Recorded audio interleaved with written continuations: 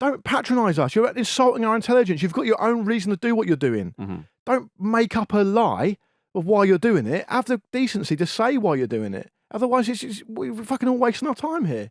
Be honest. Aleksandar Mitrović is being rumoured to have been offered a £500,000 a week salary by Al Hilal, and reports suggest that he's really keen on that. Yeah. Fulham are less keen. They've rejected a second offer. So we spoke about this, Luke, last time we podded together. Oh, people don't want me bored on about that again, do they? And well, I'm just saying this is an update. I will do it on the situation. I would be quite gutted, to say the least, if he went there. £500,000 a week is just life-changing, generational-changing money. I think Pete Donaldson described it as when we talked about Ruben Neves.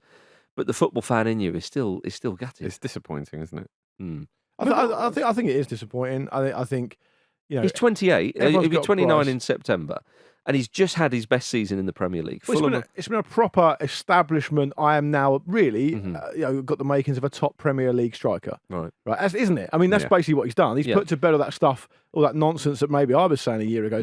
Can he do it in the Premier League? Can he not? He can. Proven goal scorer. And now at 28, and it's the same way we said about Ruben Neves a few weeks ago.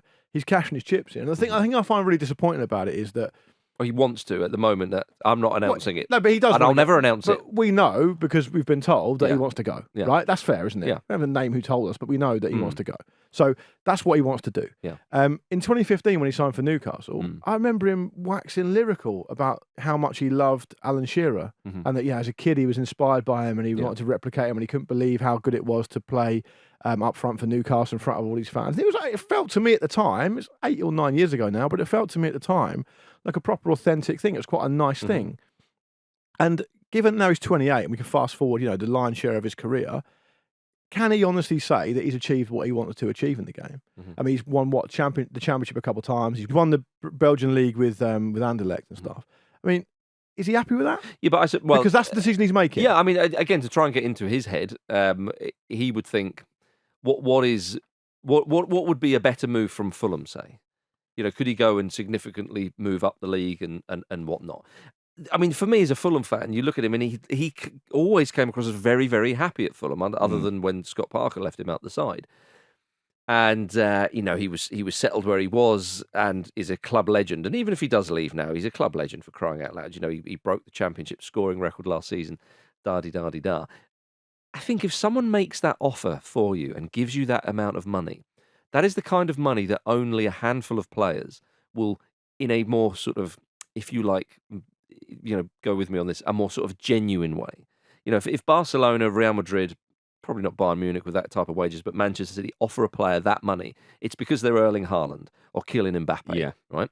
If a club comes in and offers you that kind of money, which is top 3, 4, 5 player in the world kind of money, you will be quite flattered. But you will feel quite. But how much money do you need? Yeah, well, of course, Luke. But if someone says we want you and this is how much we want you, so fucking what? It doesn't mean anything to them. The money doesn't mean anything to them. The value of the money for you and for me and for Jim and for probably him, maybe not him actually, but is different. Yeah. The way that money is looked at by people who are making these decisions, it doesn't mean anything. It's not a value judgment. It doesn't mean they're doing it for their own reasons. Yeah. And I also want to push back on the people who say, oh, yeah, but you can just go there for 2 years and come back. No, you can't do that. Because if you do 2 years playing in that league, given what's expected of you and the standard that is expected of you to push on in the Premier League, you will at best stagnate. Because you're not playing against the players that you need to be playing against to push yourself. Yeah. You may have 1 or 2 in your squad or that you come up against because they've also taken the money. But if you ask me what's next for Mitrović, there's an opportunity now, the way football is in Europe, for certain teams to get into Europe. Brighton have done it. West Ham have just won a trophy, for God's sake, doing it. Right? There's no one can tell me that Mitrović isn't good enough to play for Brighton or West Ham. He is. So his next step would be to make an impact in European football. And he's choosing, as if reports are to be believed, to not do that. He's choosing to say, I'm happy with what I've achieved in my career. And now I want to go and do this. And now I want to get paid this amount of money. And that's his decision. It's up to him. If that's important to him, fair enough. Maybe he's going to take that money and do a huge amount of good for it in his home country or somewhere else. But let's not fucking appraise this on a football level and justify it because it's fucking nonsense. It's absolute bullshit. He's cashing his chips in. He's not going to come up against anything good for at least the next season, probably longer than that. And the career of Aleksandar Mitrović is far more likely to be ended now at 28 if he makes his decision than if he stayed in the Premier League. Yeah. That's the reality. Yeah. Can you disagree with that? No, I can't disagree with that. So don't justify it. It annoys me when people try and justify it. No, I'm trying to get into his head, is what I'm thinking. I'm just trying to sort of... Well, it's like when Gerrard the other day says, I came here because it's such a family club. Don't patronise us. You're insulting our intelligence. You've got your own reason to do what you're doing. Don't make up a lie of why you're doing it. Have the decency to say why you're doing it. Otherwise, we're fucking all wasting our time here. Be honest. Well, I mean, perhaps he'll find a defence in Robbie Fowler, who... I'm sure he will. Well, I'm absolutely certain he will. Robbie Fowler recently wrote this. He said, "Let's get one thing clear.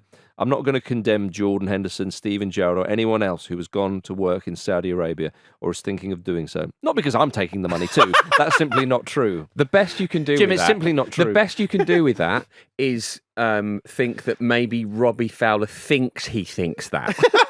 But I don't think... The final sentence, Jim, makes me think that he remembered that he's already there halfway through saying it. Oh, not because I'm already taking the money. That's simply not true. Look, Robbie Fowler isn't even in the top tier there. Yeah. I mean, Al Hilal, of course, the club who are interested in bringing him in there, have also got Sergej Milinković-Savić. That's another really disappointing. Really very disappointing because Milinković-Savić played a lot of games for Lazio, and Lazio have been, finishing quite well in Serie A. And he has been such a highly rated midfielder, playing for whatever one may think of Lazio generally, but they are a huge established Serie A side with a big history. And he was a guy. I remember doing an OTC episode here with James Horncastle. Yeah. When he was waxing lyrical. I forget which season it was when he was at Lazio, because he's played for Lazio an amazing amount of times now.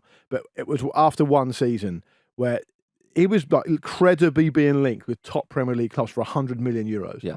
And the age he is now, he's still only 28, same age as Mitrović. Yeah. So like again, people, it's important to kind of get the distinction.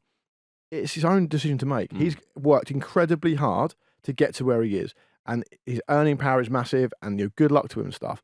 I just wish people would be a little bit more thoughtful, because you're a long time retired, and I also wish they'd be honest and give fans the decency of saying, look, I know you're disappointed, right? I know you love me playing for Lazio or whatever, but I want the money, so I'm going, and I don't care where it comes from. Yeah. Because that's at least treating us with respect. Isn't it? It's about it's about that kind of the sense that these players are really ignoring where the player comes from. As you touched on last week, Luke, homosexuality is illegal in Saudi Arabia.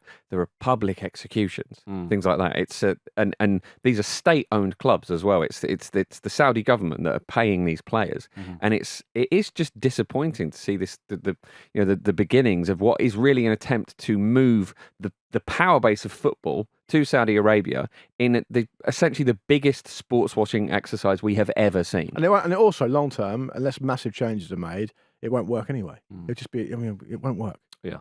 Thank you for watching a clip from the Football Ramble podcast. Don't forget to like this video and subscribe to the channel so you don't miss an upload.